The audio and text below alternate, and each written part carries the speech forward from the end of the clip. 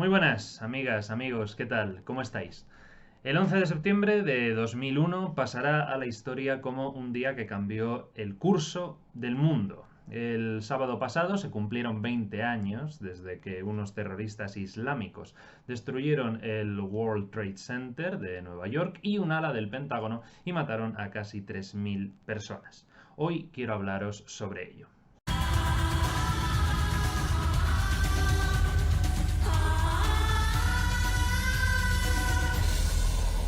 El atentado terrorista fue una acción planificada a conciencia para la televisión y las torres en llamas y su desmoronamiento se convertirán en iconos del siglo XXI. Por primera vez, el pueblo de los Estados Unidos había sido atacado por un enemigo extranjero en su propio suelo, pero no por un Estado extranjero ni por misiles, sino por extremistas religiosos que no blandían más que cuchillas. Fue un ataque a los Estados Unidos, pero también una advertencia a todos los que formamos parte del llamado primer mundo. Nunca los hombres y las mujeres occidentales nos sentimos tan indefensos, tan vulnerables, y en ese momento el mundo cambió drásticamente y no volvería a ser igual. El avión siempre había servido como instrumento para surcar velozmente los cielos a imagen de los dioses de la antigüedad y hoy muchas personas tienen miedo a volar. Desde una perspectiva laica, los ataques de motivación religiosa son incomprensibles, producto de una mente enajenada, pero a menos que hagamos un esfuerzo por conocer mejor esa forma de religiosidad militante que llamamos fundamentalismo, seremos incapaces de afrontar un peligro que nos amenaza a todos. La ignorancia es un lujo que ya no podemos permitirnos, porque es evidente que la violencia religiosa se ha mantenido y aún permanece entre nosotros 20 años después. Al-Qaeda, el grupo responsable de los atentados del 11S, ha cometido desde entonces más atrocidades y ha asesinado a más personas inocentes, al igual que organizaciones como Daesh, Boko Haram, Hamas o el Talibán. Como reacción a la amenaza terrorista, los gobiernos laicos de Estados Unidos o Israel han lanzado grandes ofensivas militares que inevitablemente se han saldado con las vidas de más inocentes. Hemos tenido dos guerras a gran escala en Afganistán e Irak y, aunque Estados Unidos sostiene la separación entre política y religión, el expresidente Bush creía que Dios lo escogió para ser el comandante en jefe de América. Al igual que Osama Bin Laden, ex líder de Al-Qaeda, Bush creía que la crisis era un combate entre el bien y el mal, coincidiendo y compartiendo esa creencia con la Christian Right estadounidense, la derecha cristiana, que ve el Islam como una religión totalmente perversa e inherentemente violenta. Creíamos haber dejado atrás el fanatismo de las cruzadas y demás guerras de religión, pero no, parece que nos hemos enzarzado en una nueva batalla por Dios. Pero, a pesar de que hemos entrado en una nueva etapa de la historia, el fundamentalismo no ha cambiado en lo esencial.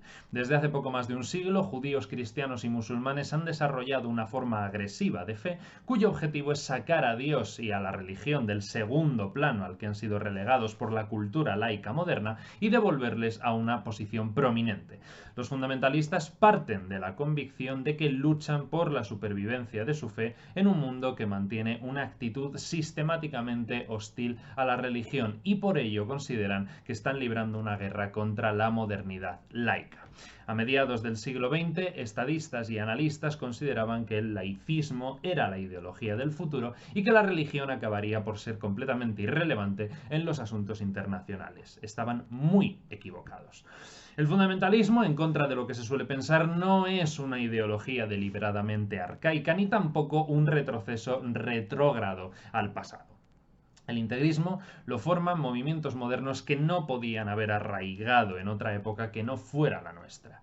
Los atentados contra las Torres Gemelas y el Pentágono supusieron el ataque fundamentalista más devastador cometido hasta el momento contra la modernidad laica y no podrían haber escogido objetivos más significativos. Además, los extremismos religiosos jamás habían hecho un uso tan hábil de los medios de comunicación. Alertados por el choque del primer avión, millones de personas en todo el mundo se sentaron delante de la televisión para ver cómo el segundo avión se estrellaba en la Torre Sur. Los terroristas también utilizaron la moderna tecnología de la aviación para derribar edificios que se habían levantado en desafío a las leyes de la naturaleza, como una nueva Torre de Babel, como si el ser humano hubiera querido cuestionar la supremacía de Dios. El Trade Center y el Pentágono, los símbolos del poder económico y militar de Estados Unidos, respectivamente, se derrumbaron ante la acometida de la ira religiosa. Osama Ben Laden, millonario saudí y principal sospechoso, no era un pensador original. Su ideología se basaba enteramente en la de Sayyid al-Qutb, un fundamentalista egipcio. Con el léxico y los términos de al-Qutb, Ben Laden proclamaba que el mundo se dividía en dos bandos hostiles, uno del lado de Dios y otro en su contra. Sin embargo, la aldea global llevaba muchos años escindida en dos partes, aunque no de la forma que consideraba Ben Laden. Durante años, los que apreciaban y disfrutaban de las ventajas de la modernidad por un lado y los fundamentalistas que rechazaban la sociedad moderna con una repugnancia visceral por el otro, se observaban mutuamente desde la distancia, separados por un abismo de incomprensión. La atrocidad que supuso el 11S no hizo otra cosa que evidenciar que esa división existía y hasta qué punto se había vuelto peligrosa. No se trataba de un choque de civilizaciones. El fundamentalismo siempre ha supuesto una disputa interna entre los miembros de una misma comunidad y, para muestra, un botón. Casi inmediatamente después de la tragedia, los fundamentalistas cristianos afirmaron que el 11S había sido un castigo de Dios por los pecados de los humanistas laicos de Estados Unidos, un punto de vista no muy alejado del de los terroristas musulmanes. Otro ejemplo, el medio que tiene Daesh para lograr la conquista de sus objetivos es conseguir polarizar el mundo entre los salvadores, es decir, ellos, y los represores, es decir, nosotros, para que los musulmanes de Occidente se vean obligados a elegir entre unos y otros, sin término medio, sin zonas grises, porque para Daesh cualquier musulmán que congenie y se integre en la modernidad es un kafir, igual que los refugiados que huyen de ellos y de la guerra. Su plan para que los musulmanes se radicalicen es provocar mediante el terrorismo reacciones violentas por parte de los europeos y americanos, que la islamofobia se extienda y que se trate a los refugiados como terroristas. De esta manera lo expresaba Dabiq, la revista de Daesh. Dice: los musulmanes en Occidente se encontrarán rápidamente entre una de dos opciones: o apostatan y adoptan la religión infiel propaganda por Bush, Obama, Blair, Cameron, Sarkozy, Hollande, o migrarán al Estado Islámico y de ese modo escaparán de la persecución de los gobiernos y ciudadanos. Si Daesh consigue con sus atentados eliminar esa zona de coexistencia, estará creando un mundo polarizado que se ajusta a sus intereses. La zona gris que los terroristas quieren eliminar es la sociedad multicultural, tolerante y compartida entre musulmanes, cristianos, agnósticos, ateos, budistas, etcétera, etcétera. Una zona amenazada no solamente por Daesh, sino por los discursos islamófobos que tratan que todos los musulmanes, también los que huyen del terror o sufren sus consecuencias, son terroristas.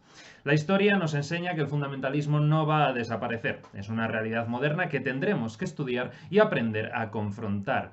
Ya antes del 11S era evidente que teníamos que aprender a desentrañar el imaginario fundamentalista del judaísmo, el cristianismo y el islam si queríamos entender qué intentaban expresar los integristas, porque esos movimientos revelan una angustia y una inquietud que ninguna sociedad puede dejar pasar por alto sin riesgos.